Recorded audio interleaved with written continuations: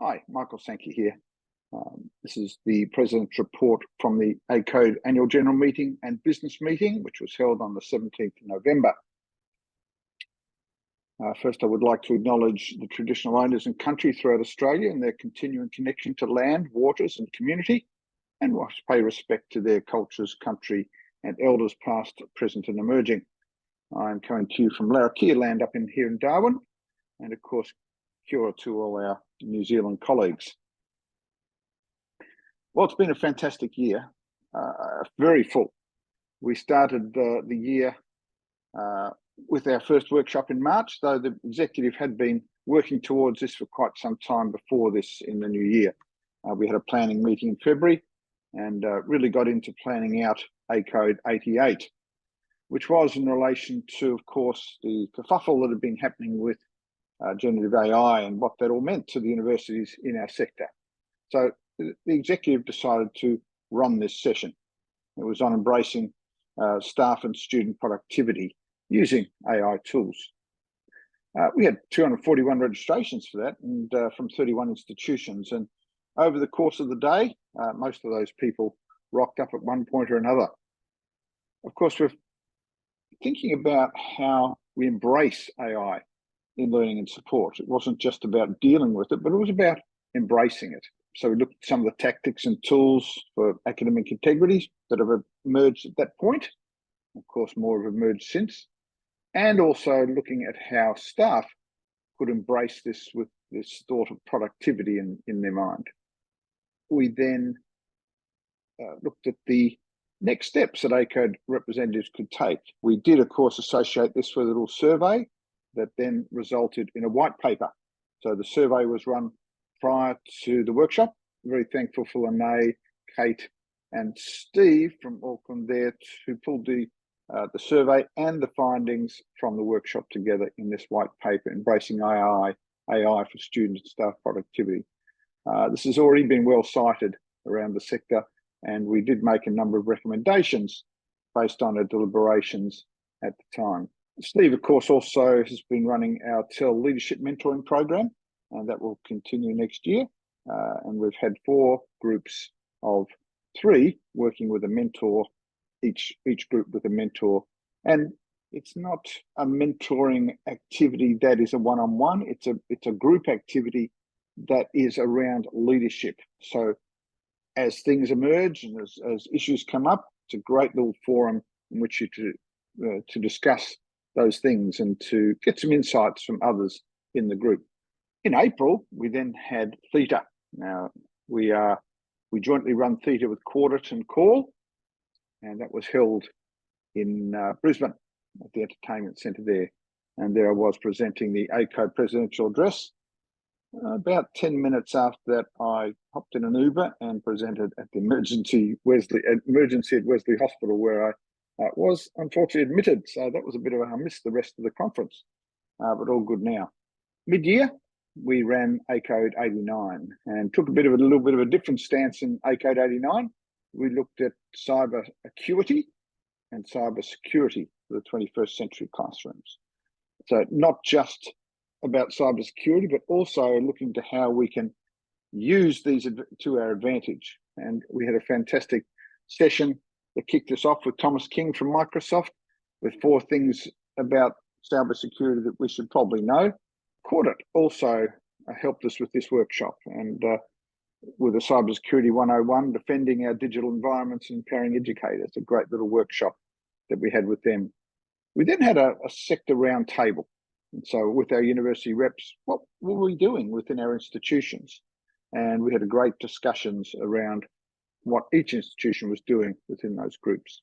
We then looked at the 21st century classroom and through a series of breakout sessions about supporting students and also about some of the barriers and enablers in the strategies we use. Supporting our students one was particularly important because many of our students come to university not fully appreciating the issues around all the different systems we use. And so it's really important that students begin to get literacy and acuity about what they're doing with the systems that the university uses and the other systems they engage with around that. So, for example, if students go to certain sites that may not be terribly reputable, like cheating sites and things like that, there's significant security risks associated with those. We know that some students, and this is a proven case, some students actually give their credentials to other people to actually do work for them. And so we really have to be very clear with our students about the risks of undertaking those type of behaviours. And these certainly came out in this workshop, and particularly those things we needed to do to help our teaching teams understand this and how to communicate and support them as they communicate this to their students. Well, the ACODE Learning Technologies Leadership Institute was fantastic this year. It was run up in August, up in the Sunshine Coast, and a great activity. We had a full house at the workshop, and we there on the right-hand side, we were having fish and chips out on the foreshore there. Did a bit of a chilly night, but everybody loved it. The days, of course, were just spectacular up there on the Sunshine Coast. And with one of these particular groups enjoying the views across Mooloolaba, and of course lots and lots of group work. It's all about understanding how not you as an individual, but how you as an individual work within teams within your institution. And that's part of leadership within our technology-enhanced learning environments. So thankful for our faculty who spent 5 days with us in an intense mode. So don't just come in and out, they're there for 5 days. Unfortunately, Kylie couldn't make it this time, but she did present virtually, but the others all made it onto campus, the faculty here, and this was a fantastic way and that the Institute kind of feeds into the emerging leaders within the sector.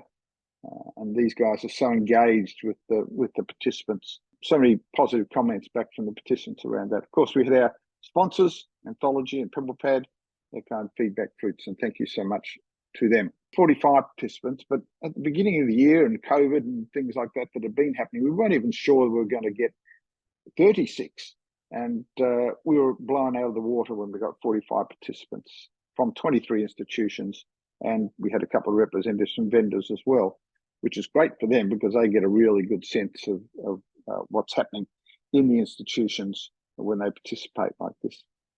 Next LTLI runs in August 2025, so put this in your diary. Be around about the 20th to 25th, something like that. I'm not exactly sure the dates, but you'll see them fairly soon. We then did a lot of work, and thanks to Tim and Liani from Australian National University, pulled together the ACODE 9 benchmark, which is around learning spaces, technology-enhanced learning spaces. Myself and Bill Searle from Charles Darwin, Stephen Marshall, Ratner, Nadine, and Steve and Karen all participated in pulling this together, and we trialled it at our business meeting, and this is a draft. And so we've decided to make a couple of little changes, and we'll be circulating the final version early in the new year for you. But a very robust tool, and it's going to be even more robust after the trial we did on Friday of it. And of course, this will form part of our mid-year benchmarking activity next year. Well, this is the workshop we just held on Thursday. The hills are alive with the sound of AI and new pedagogies that are music to our ears. And we were thinking about creating assessment harmony within the age of AI, the strategic approaches for integrating AI into education, preparing our students for an AI-enabled life and work futures.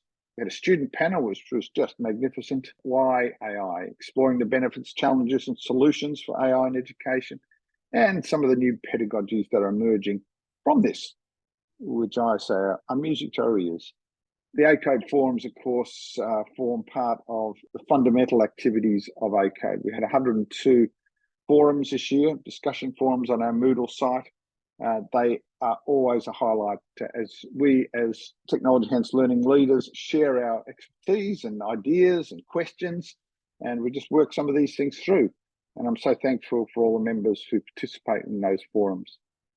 The most popular forum this year had 35 posts in it, and was the plans around Turnitin's imminent release back in April of the AI detection tool. Lots of discussions around that and what we've been doing with that since.